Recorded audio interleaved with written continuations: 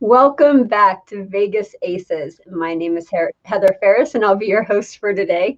In this video, we have a special guest, which I'm going to introduce here in just 1 second. But first, the name of this episode, Top 5 Tips for Inventing a Casino Table Game. It's going to be really fun. I'm really looking forward to this. Now, remember, if you guys have any questions or suggestions, put them in the comments below. And I'll probably answer within a week. Give me some time, but we will get to those answers for you. Now, before we get started, I just want to remind you to subscribe. Make sure you hit that notification bell so that way you're always notified of our latest videos and live streams. If you are brand new to this channel and this is your first time here, Vegas Aces was created as a way to help people learn how to play and deal casino table games. As a way to give back to our community, we offer a free dealing trade school where we help place dealers at no cost. Vegas Aces has evolved into a marketing business that helps table game inventors bring their ideas to fruition and assist placing their new casino games in the casino.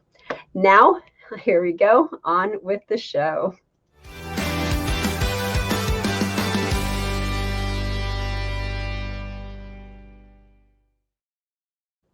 So I am joined today by special guests, really excited.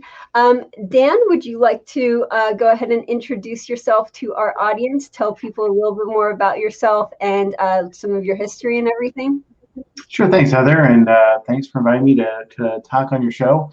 So I'm Dan Sahl. I'm the director of a really cool program we have at UNLV called the Center for Gaming Innovation, and it's definitely an only in Vegas kind of thing. The center is basically dedicated to teaching, researching, and innovating in the casino gaming space. So I guess you could call me one of the few official academic experts, at least, on casino game design, how casino games work, mathematically, game rules in terms of the business structure of games, but most of my focus is really on innovation and how casino games are going to change over the next 5 years, 10 years, 20 years, and teaching students from all over UNLV, Las Vegas, and even I get a lot of international students, how to think about building casino games and thinking about and helping them innovate or create new casino game products that could work in a wide range of spaces. When is the next time that class is going to happen? And can the people who are watching this video, can they join? Is that something just for UNLV students, or can anyone register for your class? So the class is a once-a-year thing. We hold it it starts in late August and it ends in early December. It's a once-a-week class for 3 hours. It's held in the Stan Fulton Casino Lab on main campus. It's an evening class, so 5:30 to 8:30 on Wednesdays. We do now have a streaming component, so it is possible. While we prefer students to come in the class and participate in the class, we now do offer an opportunity for students who are not in Clark County or close to Las Vegas to participate via a live stream connection. That is so exciting. So anyone really in America or the world could do it. Sorry? Anyone in America or the world could do this. Like anyone watching could do this. Absolutely, yes, and it's fairly simple. We have a process to get students who, about 70 to 80% of our students are UNLV students from all sorts of departments. But we do have a fair number of students who are non-degree students, and we call them non-degree students. It's a very simple process to register as a non-degree student. You're not taking the class for credit, so it doesn't contribute towards the awarding of a degree.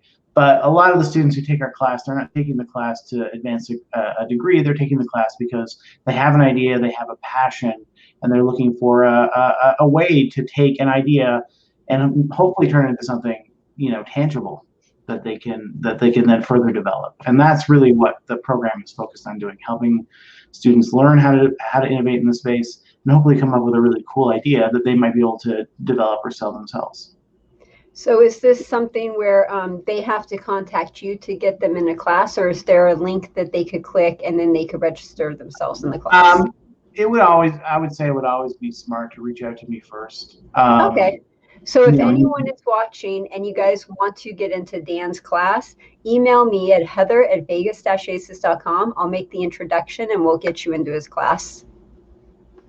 absolutely. It's certainly a very unique class, and it's one of the few university classes you could take where you might wind up with a patent, an issued patent, or you might wind up with a deal to sell their license or technology to a company, and actually see your game out there being played or developed. So it's very unique. Yeah, only program in the world that does this. The only class in the world where you can learn this stuff. That the class is amazing. You have mentors too, right? So mentors actually look at the table game that you invent, and then they give you feedback and everything. So it's like you go through the whole process with them from A to Z, and then you're giving your students like a ton of information on like inventions and table games. And I mean, there's so much there. You probably could have like a 101 class, a 102 class, a 103 class. I mean, you're right. There is a lot to cover. One of the nice things about being located in Las Vegas is we can draw on a lot of talent and experience to help the students develop their IP. We have some great guest lecturers from really, really impressive people in our industry who have been very successful at making innovations. So we do bring in mentors to try and provide feedback. The goal for every student is for every student to develop an innovative concept that could have potential as a gaming concept. Not every student necessarily gets to that point where we're like, I think you have something that we could sell. But I would say that a fair number of students do reach a point where we're like, this is something good. Let's explore it further. Let's file a patent if there's a patent potential there. Let's see if we can develop a mathematical model or a program, a demo, a playable demo of the game. Having that expertise that's based here in Las Vegas, I mean, we're the world leader in casino game development and design to help, again, further forward, cool student ideas, really helps us be so different in terms of the experience you're going to get from the class. That's really, really cool. Yeah, so if you guys are interested in this, if you have a casino table game invention idea in your head and you want to actually do this properly, Dan's class is just amazing and you should check it out. Join. Like I said, he'll walk you through the process and everything. And if your game's good enough, you could get, what was that? A patent? Or say that again? A patent. Well, we do. We file, some gaming technology can be patented. It depends. Not every innovative game concept can be patented, but some can. And so, the UNLV, we've filed a number of patents over the last few years. We actually have 18 patents that have been issued to students, right? And a patent has, we won't go into the details, but again, a patent adds some value to your concept and it gives you some protection for the idea that if you can get a good patent issued. That's really cool. And another thing too is with your class, not only do you help people like go through the process, but you offer mathematician assistance. You offer, like, if they need any legal work, the UNLV legal department or the legal building, those students and advisors and everything help you guys out, and it's just a whole community of people working together to make this game into something big. Again, if we really think there's something there, then we will put the resource. We will do what we can to put the resources to try and get them out there. One of the benefits to table games, I know we're focusing on table games, is unlike other types of casino gaming products, it's actually surprisingly easy for an individual to get the game actually on the floor of a casino, say in a Las Vegas casino, right? There are some costs associated with it and there are some steps, but it's very different to have a vision for a table game that you think could be really cool that you want to put on the floor versus a slot. right? You can't just program a slot and put it on a casino floor. The costs are prohibitively higher versus the table game, where there actually are reasonable steps where you can get it out there being played by people in an actual casino. Yeah, definitely. And speaking of which, shall we start talking about our topic for the day, the Yeah. top 5 tips for inventing a new casino table game? And I think we'll start off with number 1. First tip, and I think this is on everybody's mind. It's all about timing. Is this good timing with what's going on with COVID right now?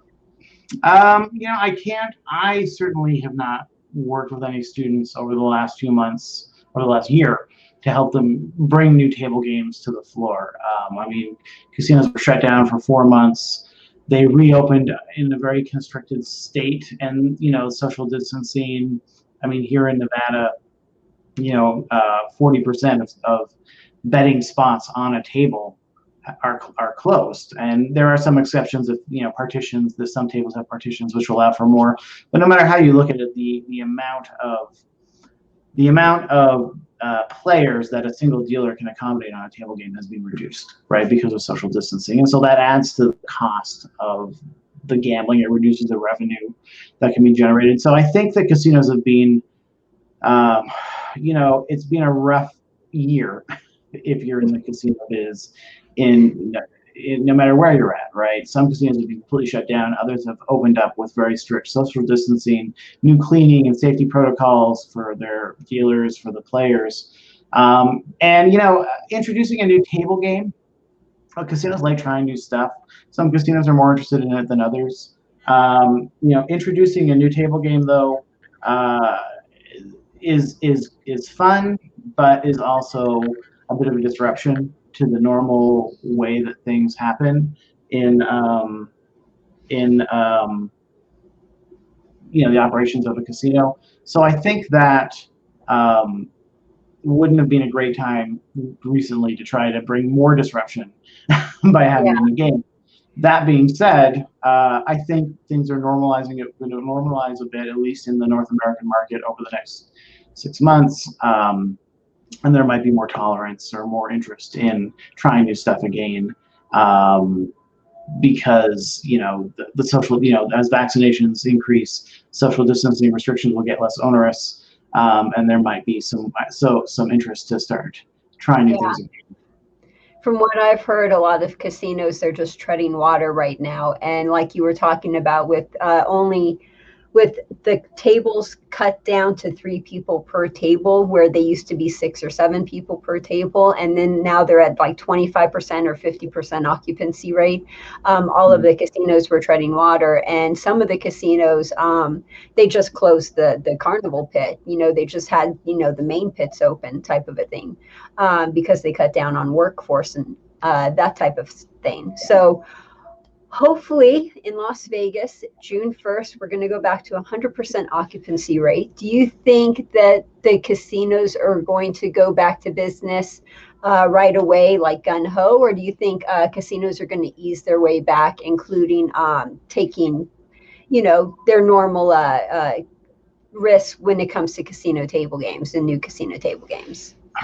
It's hard to say, but it's difficult to say. I think once we get back to normal with table games, it really part of what comes into play is the revenue question, right? If we're talking Nevada specific or Las Vegas specific, right? I think the expectation is as vaccinations increase and social distancing requirements reduce, we're going to see a lot of domestic tourism in Nevada as people from across the country are just eager to get out and do something again. So if revenues are healthy, then I expect that we will see more interest in trying new stuff. Sounds good. Okay, so do you have anything you want to add to tip number 1 before we go on to a quick word from our sponsor, and then we move on to tip number 2 and 3? No, nothing specifically. With tip number 1, we can talk. we can talk later on about, just, getting that field trial, getting a casino to give it a shot, right? How do you make that approach? It's a little bit of luck and it's a little bit of prep, but maybe that would be a better thing to talk about later in our discussion. We'll have that on as a separate tip for sure. Okay. So we'll have a quick word from our sponsor, and then we'll move on to tip number 2 and tip number 3. If you like this video and you want to help support Vegas Aces, then please remember to tip your dealer, and now you can with Super Chat. Super Chat is a way YouTube allows you to show your appreciation by tipping me any amount you want. Go ahead, give it a try, or show your support by becoming a member of our Patreon page. We have several different levels and rewards for you to choose from. Any membership level counts, even $1, so please go join today. Remember, if you guys have any questions, comments, or suggestions, put them in the chat, and I will go over them at the end of this video.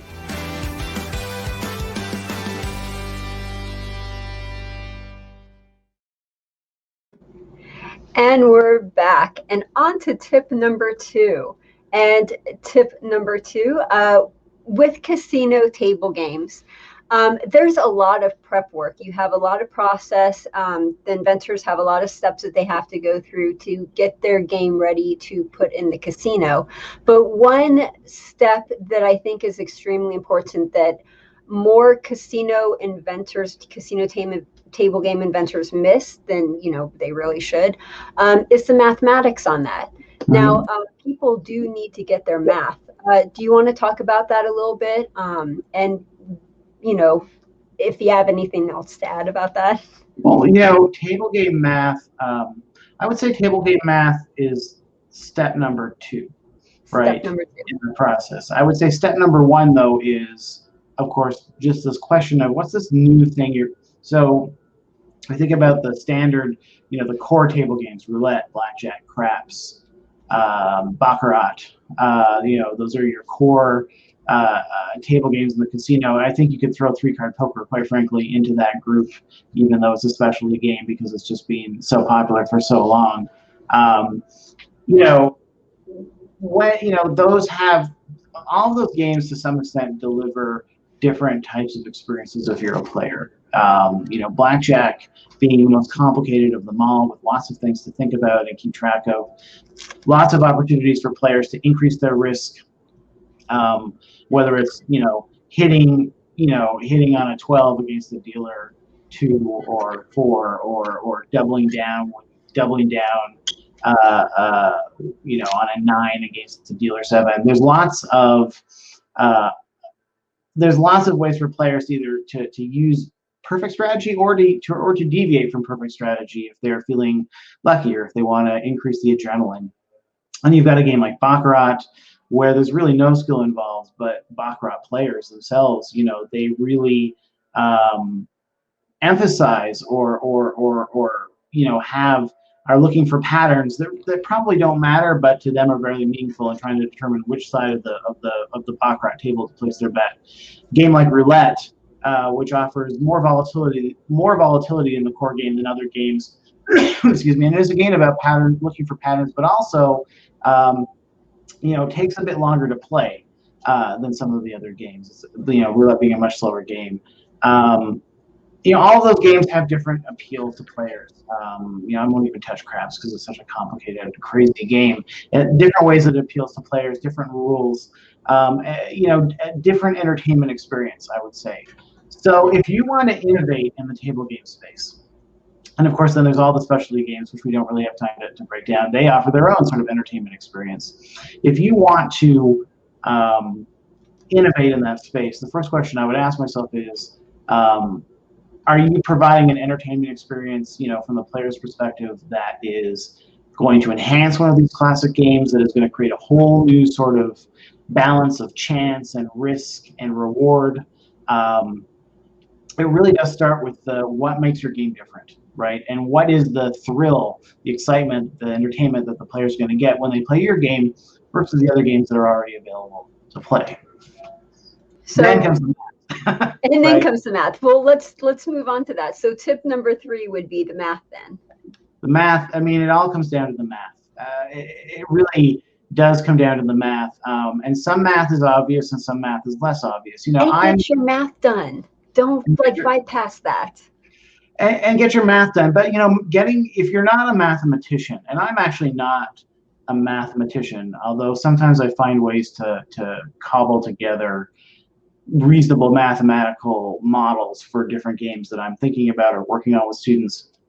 But the math really does matter because the game has to have a reliable house advantage, or it just wouldn't work, right? And you have to prove that house advantage to whatever regulatory board. If you want to launch a field trial in Las Vegas or Nevada, you need to submit certified math to the gaming control board as part of that trial, right? And that math is, and I can tell you that the process of getting your math certified, it's not, I wouldn't call it, compared to other math, it's not incredibly inexpensive, but still for an individual inventor, several $1,000s on math and math certification, that's not a small amount.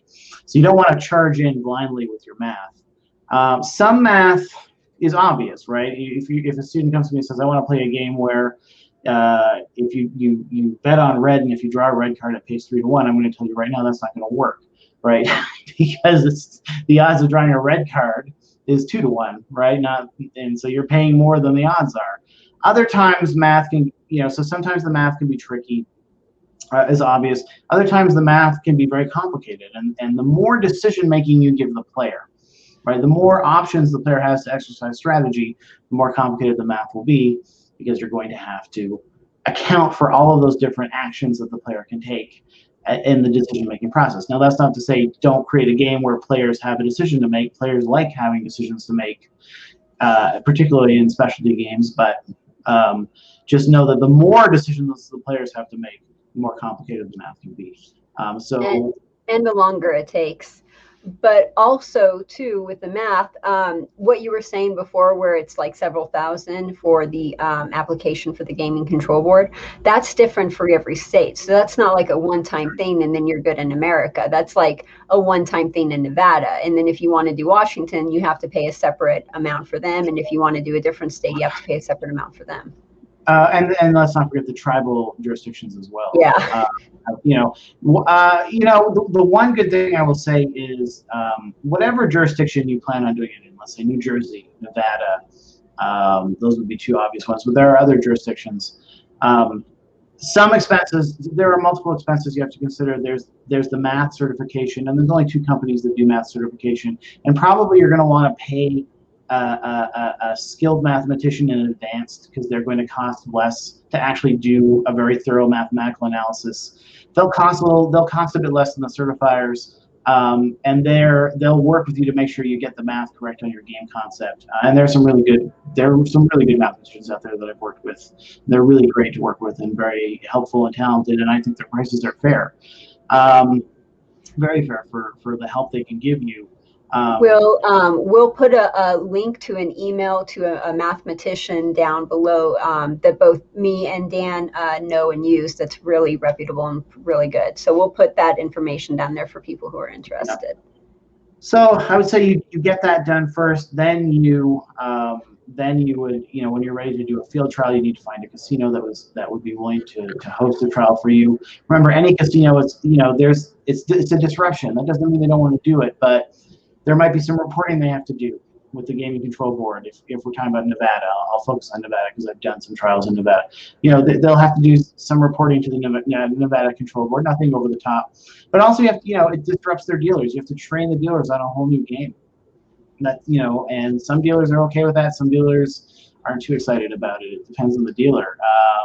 And you have to train a lot of dealers about the new game. The dealers, there's the risk that if the dealers, there's always the risk that the game, even though the math is correct, misdeals by the dealers or errors by the dealer, which, by the way, if a dealer makes an error on a new game, I would place the fall really on the inventor, right? Or for perhaps not doing sufficient training. So there's a lot of steps you have to take. You definitely want to make sure your ducks are in a row. Starting with the math is important, but then before the math, again, I would say you need to have some very clear rules, and you have to have really practiced and played out this game a lot to make sure that you don't have to change any of the rules because they're too complicated or contradictory or what have you in the first place. Is there anything else you want to say about the math before we move on to the next section? No, again, I just think, if the math seems like it should work, right?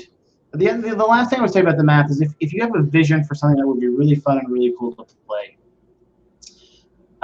remember the math can be tweaked, right? So for example, if your game involves a pay table, and it's a card game and there's a pay table and certain outcomes produce greater payouts than others, and then when you get down to the nitty gritty and you look at the math analysis, you're like, oh, this house, this house is actually 5% favorable to the player. Well, if you have a pay table, you can reduce the payouts for some of your winning outcomes, or reduce or eliminate one of the winning outcomes to help balance that math out. So there are ways to tweak the math when you're close. Yep. Cool. Okay, so before we go on to tip number 4 and tip number 5, we have a quick word from our sponsor.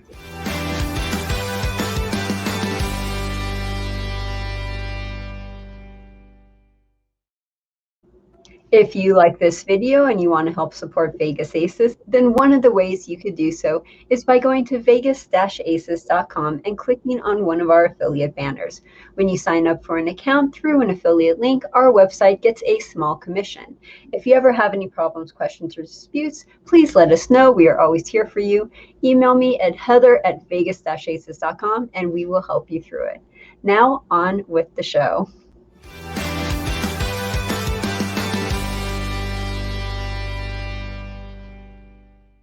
Okay, so we talked about 3 tips so far, so we have 2 more tips left.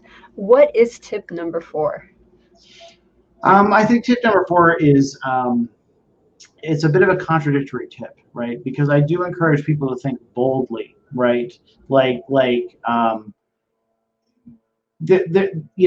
There are improvements that could be made, cool side bets for blackjack, new side bets for roulette or craps or baccarat, and those are exciting, or maybe rule variations in those common games that are worth looking at. But also don't be afraid to think a little boldly, how could we, what can I do with playing cards or dice or a spinning ball on a wheel that might be really exciting. It is hard. It's hard to come up with something really totally new in table games because there is a certain comfort zone that table game players, even those who will gravitate towards new games in the specialty section of a casino floor. But I think it's worth it to be somewhat innovative. At the same time, though, right, I would also say don't ignore what makes successful table games successful, right? And there are things that matter, right? Simplicity is a really important thing to consider. It has, this is not like, it's incredible how complex like mobile app games can get sometimes, right? Or video games and a lot of puzzle games. A lot of those games, can get to a point where there's lots of rules to remember and things to consider. And you might think as a table game designer, well, the gaming population is prepared for more rules. But a mobile game or a video game, they have way more time to teach and introduce complexities to players, right? When we're talking about a table game in a casino, or even a table game in a live dealer casino setting or a mobile casino setting, you have very little time to make people comfortable with the game. Very, very little time, because it's their money on the line, and people don't like making mistakes and costing themselves a win or losing money when they could have won. That's not an experience people like. So simplicity is very important for the player. Simplicity, particularly when we're talking about casino games that are dealt in a physical casino, simplicity is also important for the dealer and for the pit crew, right? Again, you might have a game that has a 2.5% house advantage, which is not bad for a house advantage for a specialty game, especially if you have some extra side bets on there that have higher house advantages. But if the rules are so complicated that the dealer is making mistakes consistently, that house advantage is going to evaporate. The table game managers are going to look at the hold, the average hold over a period of 4 weeks, and they're going to say, oof, right, this isn't great. So simplicity helps make the players more comfortable with their game more quickly. But simplicity also helps minimize error on the dealer side, right? Which is really important to your bottom line. Simplicity also generally means the game goes faster, and the fundamental business elements of casino gaming are that the time between hands is important, right? The casino generates revenue. You're essentially developing a game for the casino and the player, right? The player's looking for an exciting, entertaining experience. The casino has a model that generates revenue, and that revenue is somewhat dependent on how quickly it takes to go between hands. So simplicity and considering those factors matters a lot, I would say. So no multiple rounds then would be a good tip. At the end of the day, it all depends. And I think that's somewhat the benefit of my program, if I do say so myself, because we all sign NDAs. We all sign a legal document to agree to keep each other's intellectual property confidential. So you can, oftentimes the inventing process happens alone. And and maybe you bother your friend or a family member or your dog every time you have a new idea. And, but with my class, you have a community of people who can give you feedback. And if there is, you may have a great idea, but things get a little complicated at a certain point, we might be able to help you find a way to simplify or streamline your idea to get a better, to deliver a better experience for the player. And again, it's not just students giving you feedback. You're getting feedback from mentors, from people in the industry who this is what they do and this is what they know. And you have several mentors in there. You're getting feedback from people who've been successful with table game invention for sure, and they're going to be very frank about what they think works or doesn't work about your game. Ultimately, it's always your product, but you're going to get a perspective on your game that it would be difficult to otherwise get. Yeah. So tip number 4, what we just talked about was simplicity. One of the ways for people out there who are wondering, is my game simple enough? Is it not? And one of the ways you could tell is if you can explain your game in 15 seconds, then you know that it's simple enough. You know that it's clear enough, that it's easy enough, that there's not too many rules or anything.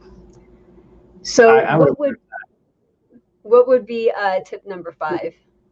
I think tip number 5 would be to consider the shifting landscape of games that involve a cash. I don't just want to say gambling, but games that involve a cash stake, which can include gambling, but now is also including this emerging format that's called competitive esports skill gaming.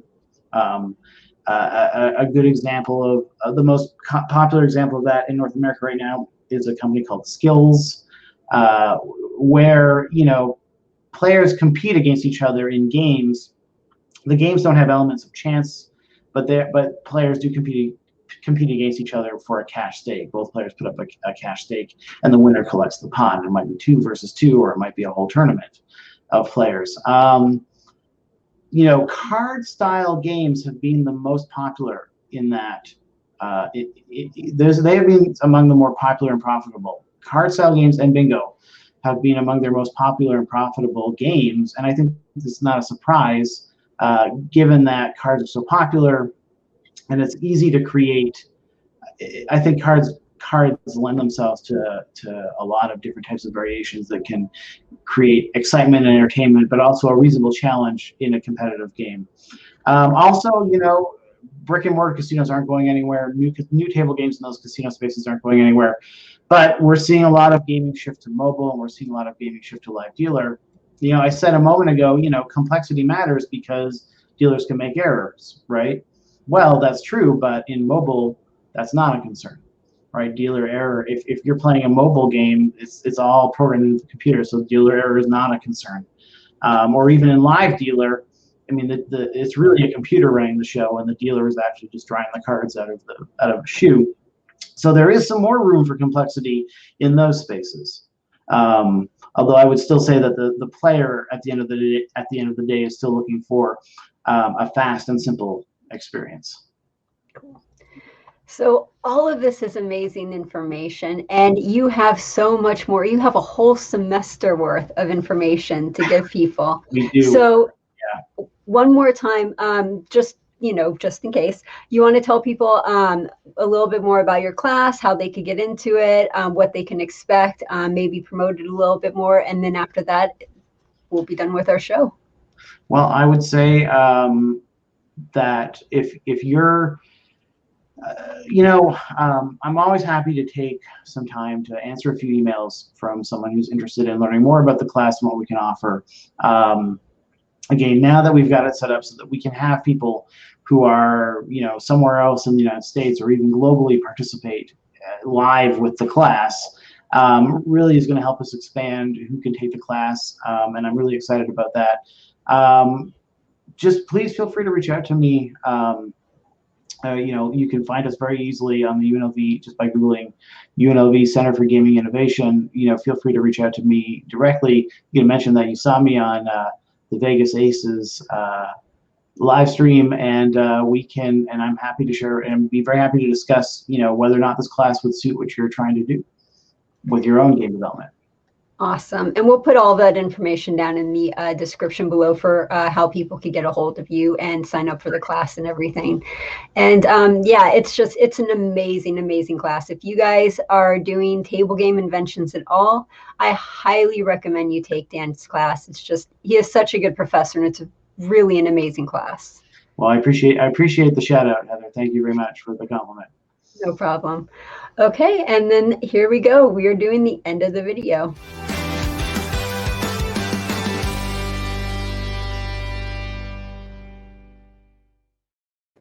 Just a quick reminder, Vegas Aces is supported by viewers like you. Donations make it possible for us to bring you all of these videos for free. If you think this video was worth more than $0, please donate the amount you feel it's worth by clicking the link in the description below. Now, that does it for today's show. Thank you everyone for watching. Please join us again next time. We have a video coming out every Thursday at 1 p.m. Pacific Standard Time. Until then, this is Heather Ferris with Vegas Aces, reminding you that education can change the world. Have a good one, everyone.